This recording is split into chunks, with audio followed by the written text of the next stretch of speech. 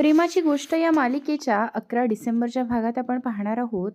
मुक्ता सर्वांसमोर अभिषेकला म्हणते, तू तुझ्या आधीच्या बायको बद्दल सांगितलं का कोमलला? तर सानवी तिला म्हणते, मुक्ता तुझा काहीतरी गैरसमज झालाय. अभिषेकचं लग्न कोमल बरोबर ठरलंय. मग त्याची आधीची बायको कशी असेल? पण मुक्ता तिला म्हणते, त्याचं आधीच एक लग्न झालं आहे. अभिषेक म्हणतो, मुक्ता वहिनी मुद्दाम खोटं बोलत आहे. मुक्ता अनुजाला आवाज देत बोलवून घेते आणि म्हणते, आता अनुजा सर्वांना सांगेन काय खोटं आणि काय ते खरं. अनुजाला बघून सानवी आणि अभिषेक चांगलेच घाबरतात.